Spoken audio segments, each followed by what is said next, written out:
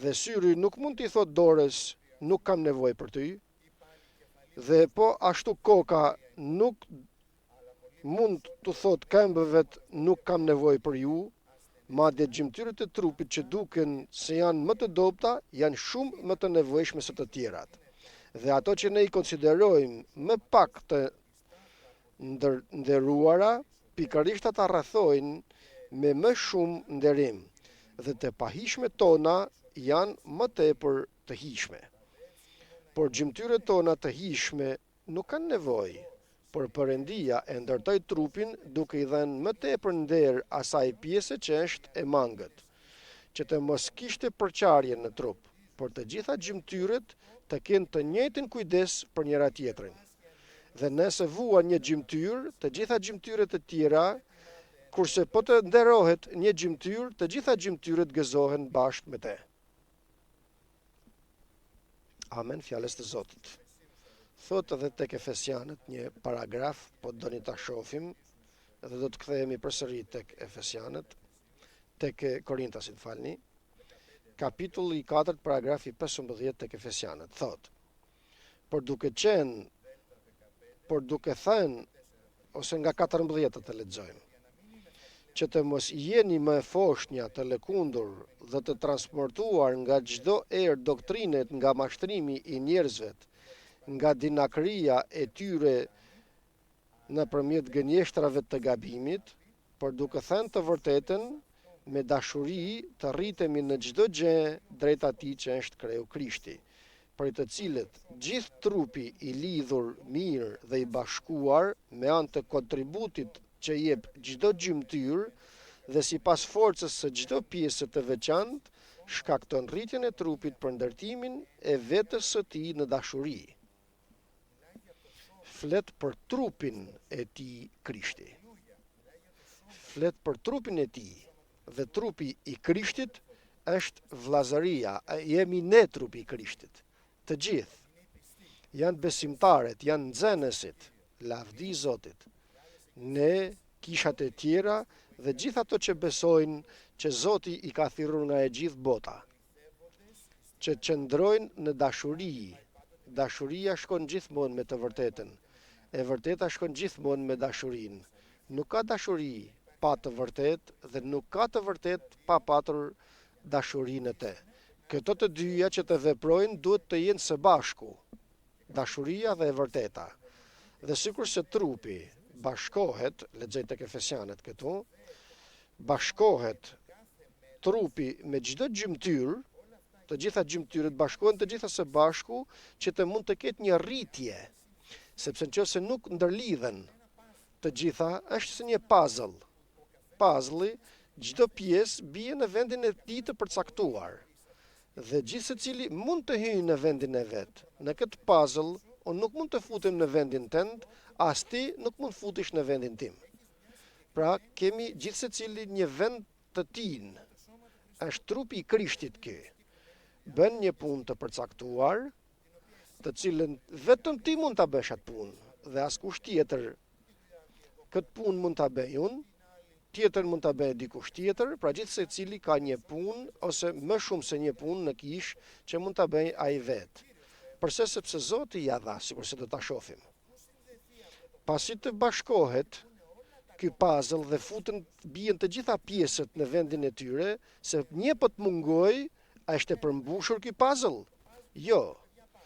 Bëjnë fëmijët që të vegjël puzzle. Nëse mungon një pjesë që kanë humbur, nuk mund ta vënin në kornizë, por çfarë bëjnë? E hidhnim. Pra, kemi nevojë të jenë të gjitha pjesët. Gjithë secili. Pra, Perëndia i don të gjithë njerëzit. Perëndia don të gjithë njerëzit të shërbejnë në banesën e tij, në çadrat e tij. Përse? Që të ketë përparim, që të ketë rritje dhe veprimi i gjithë secilit bën forcimin e trupit. Por nga që unë forcohem si pjesëtar, forcohet e gjithë trupi? Po. Kur vepron Zoti tek çdo gjymtyr dhe e lë Zotin të veprojë në jetën time dhe në jetën tënde ti, kjo pëson një rritje e gjithë trupit dhe ndërtimi i trupit, pra i trupit i gjithë secilit. Ma ndërtimin e trupit nuk e sjellin pleqët e kishës, peshkopet, punëtoret. Amen, sipas dhuntisë që ka dhënë Zoti gjithë secilit prej tyre. Por të gjithë ne nuk janë vetëm pleqët dhe punëtoret, por jemi të gjithë, këtu nuk i veçan, të gjithë për ndërtim. Kthehem te Korintasit përsëri aty ku filluam. Thot pra fjala e Perëndis se trupi i tij është një dhe ka shumë gjymtyr, sikur se tham. Trupi i Krishtit është një dhe ka shumë pjesë, sepse të gjithë, thot tek 13, jemi pagzuar në një frymë të vetme në të njëjtin trup.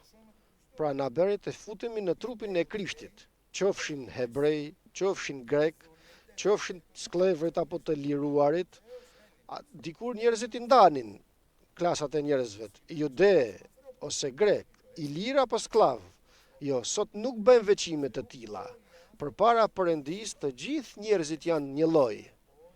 Dhe në kishën e Krishtit të gjithë jemi një lloj përpara Zotit. Nga i njëjti gjak i bëri të gjitha zemrat e njerëzve, thot, dhe të gjithëve tu ka dhënë të njëjtin ras që të shpëtohen i plotfuqishmi Perëndi. Tek Jakobi guxon dhe thot se vëllai që është më i pasur të mburret në përuljen e tij dhe i varfëri të mburret në lartësimin e tij.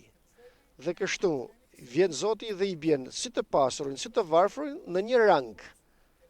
Nuk mund të thuash se një që është i pasur, le të vijë këtu të ulet në vendin më të mirë dhe i varfërin në vendin më të keq. Jo, nuk e bëjmë këtë kurrë, por përpara të gjithë vëllezërve të kemi të njëjtën dashuri dhe të njëjtën mënyrë se si sillemi me ta.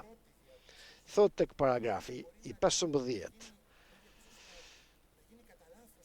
Mbasi nuk jam dorë, unë nuk jam pjesë e trupit. Pra vjen dhe të krahasoj, thot njeriu ndonjëherë, se të tjerët me veten e tij dhe nxjerr veten e tij sikur të pa vlerë. Po të thoj këmba se nuk jam dorë, nuk jam pjesë e trupit. Mos vallë për këtë arsye, me të vërtetë dora nuk është pjesë e trupit, nga që thot se dora nuk jam këmbë. Ose të thojë këmba se, domethënë, këmba shef dorën që bën një punë të përcaktuar. Dhe të thojë këmba nuk jam pjesë e trupit. Nuk jam dorë që të shkoj të çoj gotën, apo nuk jam dorë që të laj fytyrën, apo dorë që të ha, të thot këmba. Mos vallë, nga që thot se nuk është pjesë e trupit, me të vërtet nuk është pjesë e trupit këmba. Pra, kjo do të thot që të mos e krahasoj veten time me vëllezërit e mi për keq. Veprën time me vëllezërit që bëjnë veprat e tyre. Unë për shembull them në veten time se unë nuk bëj asgjë. Dhe mos mendon ti se që thua se nuk bën asgjë nuk je pjesë e trupit. Ta dish se vetëm prania e Zotit në shtëpinë e Zotit është vepër e madhe, është vetëm të vish. Kush e fshehu talentin e tij në tokë, i dha Zoti një talent dhe fshehu dhe tha Zot, e di se je i fuqishëm, korr aty ku nuk ke mbjell dhe e dim shpjegimin e kësaj që kemi dëgjuar vice. Eja të paktën në kish, sille veten tënde në shtëpinë e Zotit, sepse vetëm me praninë tënde, vetëm me praninë time vetëm, është një ndërtim për të tjerët. Mbase ti nuk e shef, ose nuk e kupton, por Zoti e din dhe ta ndriçon këtë dhe ua tregon të tjerëve. Pra krahasimi me vëllezërit dhe duke vënë veten time në mënyrë të tillë sa që të mos dua apo ta shoh veten time se nuk jam trupi i Krishtit, ky është gabim. Dhe vjen fjala e Perëndis të na thotë dhe të na vërtetoj se mos shif tek vëllezërit. Mos shif dhe mos krahaso veten tënde sepse ti je trup i imi, je gjymtyr e imja, thot Zoti. Je një trup derisa vjen në shtëpinë e Zotit dhe banon në te. Dhe unë bëj vepër me ty të cilën ti nuk mund ta kuptosh, por unë veproj me te. Dhe më je i nevojshëm, thot Zoti. tek paragrafi 17 thot, po të ishte i gjithë trupi sy, ku do të ishte dëgjimi? Do më thënë, është e domosdoshme dëgjimi? Pa tjetër, po të ishim të gjithë sy, ku do të ishte dëgjimi? Dhe po të ishim të gjithë dëgjim, ku është nuhatja? Apo të kishim vetëm nuhatjen, ku janë këmbët? Pra, vëlla dhe motër, vend dytë në shtëpinë e Zotit, sikur se tham fillimisht që kemi gëzim të vim dhe ta vizitojmë, dhe na viziton dhe Zoti, pozicioni yt është i nevojshëm për Zotin. Është i nevojshëm që të mund të funksionojë trupi i Zotit, pra kisha e Krishtit. Mos e shif veten tënde si i përçmuari, i fundit apo se nuk bëj asgjë. Bën për Zotin, bën sepse je biri i Tij dhe të vuri në shtëpinë e Tij. Mos e llogarit veten tënde si të pavlerë dhe thua nuk bëj. Dhe mundësisht bën kaq shumë sa që do ta shofish mbase bën më tepër nga ato që mendojnë se bëjnë më shumë. Sepse Perëndia nuk shef si shef njeriu. Perëndia shef me tjetër mënyrë. Sytë e Perëndisë shohin ndryshe. Dhe ftohemi ne të mos kemi sytë tonë, por të kemi sytë e Zotit, të shohim me sytë që sikur shef Krishti. Pra vepra jote që të vish në kish, të shërbesh në kish, kudo që të shërbesh, çfarëdo që të bësh në shtëpinë e Zotit dhe tek vëllezërit, është e domosdoshme për Zotin, që të funksionojë Perëndia. Ma ta bëj dikush tjetër se bën më mirë. Patjetër mund të çojë Zoti këtë doj, ai do t'i japë talent dhe do ta bëj. Nuk e them me këtë kuptim. Je i domosdoshëm dhe i nevojshëm, jo që të mburret zemra jote dhe të thuash se jam unë s'ka tjetër, sepse Zoti mund ta bëjë një gjë të tillë dhe të heq nga mesi dhe të jap talente të tjera dhe të jesh më i mirë tjetër se sa ti. Kur populli kishte ikur nga besimi, i thot Zoti Mojsiut, largohu nga mesi që ta shduku këtë popull. Por jo, Perëndia, pra këtu kuptojmë se Perëndia nuk ka nevojë për ne, por na don dhe na ka dhënë vepër që të bëjmë. Vepra jonë është të vim në shtëpinë e Zotit dhe të jemi të shpëtuarit e Zotit. Është domosdoshme të vim. Paragrafi 18. Por Perëndia ka vënë çdo gjymtyr të trupit si ka dashur ai. Tjetër e vërtet kjo. Sikur don Perëndia i ndan gjërat. Sikur don Perëndia i vendos në trup. Kur ndërtoi këtë trup të gjithë secilit prej nesh, Zoti nuk e krijoi. Në barkun e nënës tonë, kush na krijoi? Zoti na dha karakteristikat që ai donte, vendosi se si do të rritemi, nëse do të bien flokët tonë apo jo. Unë kisha dhe problem këtë. Kur më ran flokët, përpara se të besoja, isha pikolluar jashtë, deri në depresion kisha vajtur. Kur njofta Zotin dhe i lexova se të gjitha fijet e flokëve të tuaja janë të numëruara, them, po Zot, të numëruara prej tejet, të mijat janë edhe me kullaj të numëroshe. Pra u gëzova sepse them atë që kam dhe ashtu sikur se jam, Perëndia më bëri. Zoti më dha këto. Dhe atë të gjitha sa më ka dhënë dhe të ka dhënë në kish me thjeshtësi, vëllezër dhe motra. Perëndia e dha. Zoti e dhuroi. Atë që mund të bësh, bëje me dashuri dhe do të shohësh jo vetëm ndërtimin tënd, por edhe ndërtimin të gjithë trupit. Pra nuk jemi të vlefshëm vetëm për veten tonë, këtë na dha Zoti vetëm për ne, por na e dhuroi Zoti për të ndërtuar trupin e Krishtit, pra të kishës. Pra Perëndia i vuri gjithë pjesët e trupit sikur deshi ai. Pra do ta kuptojmë se Zoti merret me gjithë secilin prej nesh veçanarisht, me çdo detaj të jetës të tij. Shoh shpeshherë vajzën tinde që pikturon dhe pikturon me shumë detaje, disa gjëra kaq që unë i shoh të panevojshme, por ajo ju jep kujdes të gjithave. Pra, Perëndia kështu shkon pra, me detajet përkatëse për çdo gjë në jetën tonë. Dhe me shumë delikatesë na jep të gjitha sa na jep.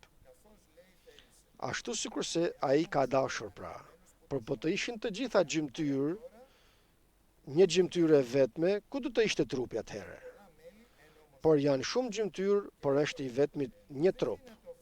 Dhe thot syri, nuk mund t'i thot dorës se s'kam nevojë për dorën, s'kam nevojë për ty, thot syri.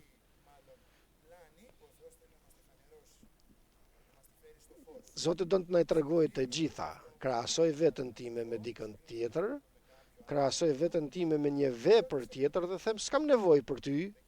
E ke thënë ndonjëherë këtë? Unë e kam thënë. Përpara Zotit brenda nesh mund të përgjigjemi. Unë s'kam nevojë për këtë vëlla, unë s'kam nevojë për këtë motër, unë e kam thënë. Jo, kemi nevojë për të gjithë vëllezërit. Kemi nevojë për të gjithë motrat. Madhe për atë që është pak i habitshëm. Ai është na thot me poshtë që kemi nevojë më tepër për të. Ma është e mundshme kjo, por ja që. E dini nga njëherë themi, ma ai që është i habitshëm dhe i vështirë, apo kur thonë të tjerët për ne një gjë të tilla keni menduar. Unë tani e mendova, tani, në tribun. Ai i habitshmi dhe në atë moment të thot ai për mua, atë njeri të vështirë të kem nevojë për te, Zoti të na ruaj. Që t'i duam të gjithë vëllezër dhe motra. Atë që shohim dhe mendojmë se është i habitshëm, është që nuk kupton çfarë të duash të themi, i riu në besim, mbase i riu në moshë, shembuj, le të mos vazhdojmë tani, kemi shumë shembuj nga shkrimi. Tham pak përpara për shërptorët. Por të tillë do të përdor Perëndia të përçmuar, sepse veprën e tij Zoti nuk e bën me të mëdhenjt e kësaj bote, por e bën me të vegjëlit dhe me të fundit. Dhe si shembull janë apostujt të përçmuarit, të fundit, të pashkolluar, të gjithë. Por Perëndia bëri veprën e tij me ta, sepse Zoti nuk ka nevojë për forcën tonë. Forca është e Zotit, forca është e Tija. Zoti ka nevojë për besimin ton. Ka nevojë t'i besojmë atij. Edhe akoma në këtë jemi të mangët, o Zot na shto besimin. Por shumë më tepër, pjesët gjymtyrët e trupit që duket se janë më të dobta, mbase mund të mos jenë më të dobta, por ti i shef si të dobta. Dhe nga mbrapa të jetë një burr besimi tjetër, këto janë të nevojshme, thot. Dhe ato që mendojmë dhe i konsiderojmë më pak të ndërtuara, mos qëndro në ata që duken, mos beso në ato që ti mendon, por ti besojmë fjalës së Perëndisë të gjithë së bashku. Ato u japim nderim më të madh, ne njerëzit, dhe nëse japim nderim më tepër, kaq më tepër na thot fjala e Perëndisë se vetë Zoti i nderon më tepër. Dhe thot tek 24, gjymtyrët tona të hijshme nuk kanë nevojë, por Perëndia i ndartoi trupin duke i dhënë më tepër nder asaj pjese që është e mangut, që të mos ketë përçarje në trup. Përçarje në trup, kjo nuk i pëlqen Perëndisë, të ketë përçarje në trup, nuk i pëlqen Zotit. Ja fantazohuni të më thot dikush se ka një përçarje në trupin tënd. Shkojmë të bëjmë një operacion, të na presin pak lëkurë dhe themi, o Zot, lutje, agjerime për operacionin. Aq më tepër përçarjet në trupin e Krishtit, pra në kishën e Zotit të ketë përçarje, do të thot. Zoti të na ruaj.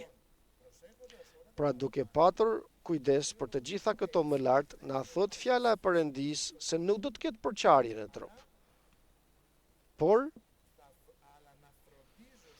të gjitha gjymtyrët të kenë të njëjtën kujdesje për njëri tjetrin.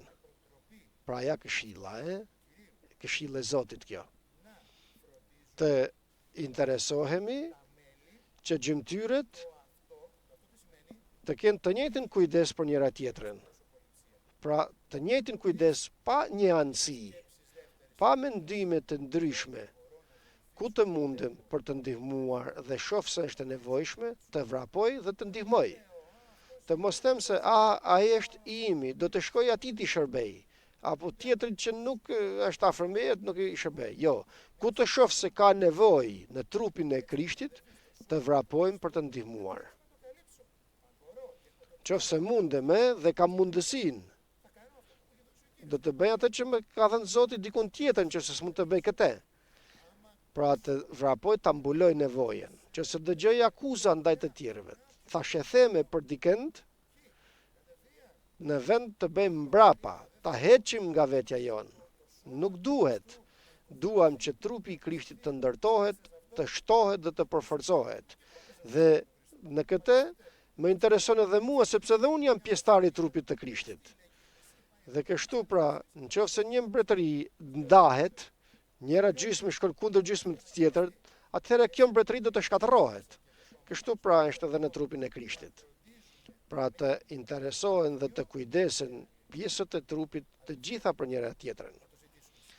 Vëllezër dhe motra, të kërkojmë sot Zotit, të banojmë në shtëpinë e Zotit, mbase nuk mundemi sepse kemi shqetësime të shumta, probleme dhe vështirësi, por të gjitha t'i çojmë përpara Zotit, t'i kërkojmë hir dhe ndihmë, të na jap këtë hir Perëndia që kur të mblidhet trupi i Krishtit, të mund të mblidhemi edhe ne. Nuk e di, do të thënë e di se nuk është edhe kollajt kjo, por Perëndia mund ta bëjë në ne. Për këtë arsye të vështirat për njeriu janë të mundshme për Perëndin. Sa herë që të mblidhemi,